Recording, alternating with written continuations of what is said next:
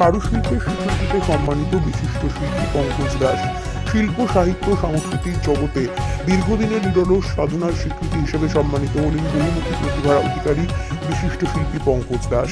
সম্প্রতি empowerment world wide ফাউন্ডেশনের উদ্যোগে আয়োজিত মর্যাদাপূর্ণ ইন্ডিয়ান অ্যাওয়ার্ড সেরিমনিতে তাকে কারুশিল্পে অসামান্য অবদানের জন্য বিশেষ সম্মানে ভূষিত করা হয়।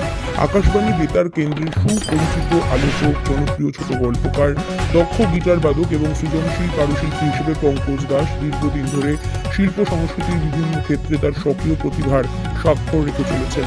তার শিল্প সৃষ্টির অভিনবত্ব, নান্দনিকতা এবং সৃজনশীল চিন্তাধারার স্বীকৃতিস্বরূপ এই সম্মাননা প্রদান করা হয়।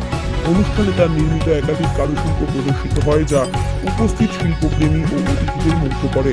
দর্শকদের প্রশংসা এবং শিল্প বোদ্ধাদের ইতিবাচক মূল্যায়ন তার সৃষ্টিশীলতার উজ্জ্বল দৃষ্টান্ত হয়ে ওঠে। সম্মাননা গ্রহণের পর আবেগঘন প্রতিক্রিয়ায় পঙ্কজ দাস বলেন, শিল্পের নানা আঙ্গিকে কাজ করতে আমি সবসময়ই ভালোবাসি। কারুশিল্পী হিসেবে এই স্বীকৃতি আমাকে আরো দায়িত্বশীল করে তুলবে এবং ভবিষ্যতে নতুন সৃষ্টির অনুপ্রেরণাও যোগাবে।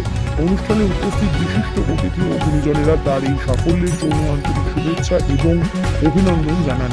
একজন বহুমুখী সৃজনশীল ব্যক্তিত্ব হিসেবে পঙ্কজ দাসের এই অর্জন তার অনুরাগী সহকর্মী ও শুভানুধ্যায়ীদের কাছে গর্বের বিষয় হয়ে উঠেছে।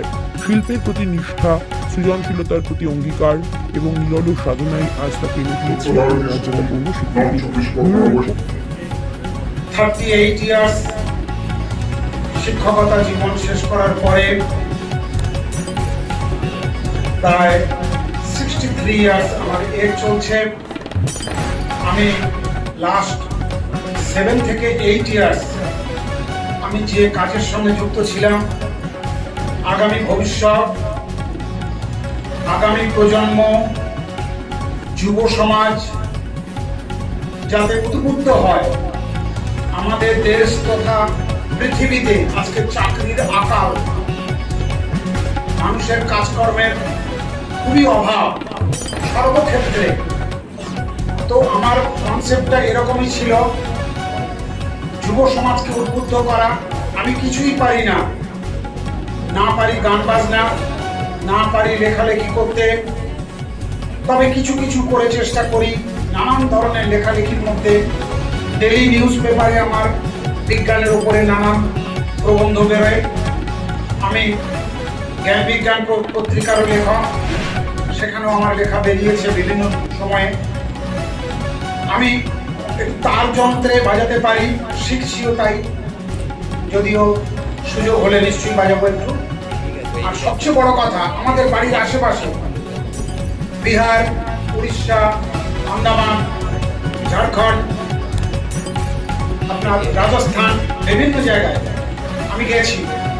সেখানকার মানুষের কষ্ট, যন্ত্রণা, দুঃখ, দুর্দশা আমি লক্ষ্য করেছি। ইয়ং সমাজ ডুবছে আজকে ভারতবর্ষব্যাপী।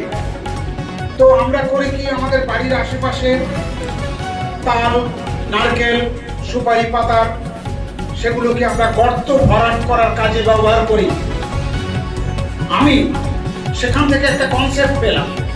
সেই কনসেপ্টটা কি না, গর্ত ভরাট করার কাজটাকে না করে যদি সেখান থেকে কিছু মডেল তৈরি করা যায় যা বায়োডিগ্রেডেবল অর্থাৎ পরিবেশ বান্ধব, এবং সেখান থেকে অনেক ভালো ভালো জিনিস আমরা তৈরি করতে পারি।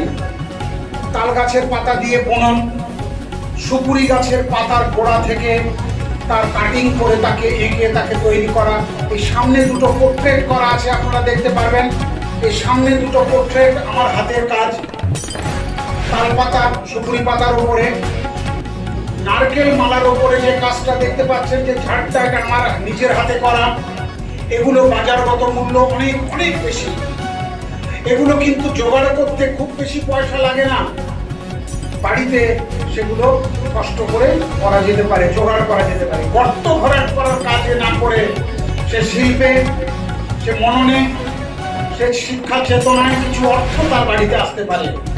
এই চেতনার বিকাশে যুব সমাজকে উদ্বুদ্ধ করার জন্য আমার এই প্রচেষ্টা, আমার এই দৌড়, এখানে আসা, এই পুরস্কারে এখানে মৌসুমী ম্যাডাম তো মধুমিতা ম্যাডামের সঙ্গে যোগাযোগ হয়। উনি আমাকে এখানে আসতে বললেন। আমি অ্যাপ্লাই করেছি, জানি না আমি পুরস্কৃত হতে পারবো কিনা। আমার এই কাজকর্মের মধ্য দিয়ে আমি যুব সমাজকে উদ্বুদ্ধ করতে যদি পারি, সেটাই আমার জীবনের সবচেয়ে বড় সার্থকতা। আর এর পেছনে আমার একটা চেতনা, প্রেরণা কাজ করেছে। সেই প্রেরণাই আমাকে আজকে এত দূরে নিয়ে আসতে সাহায্য করেছে। নমস্কার।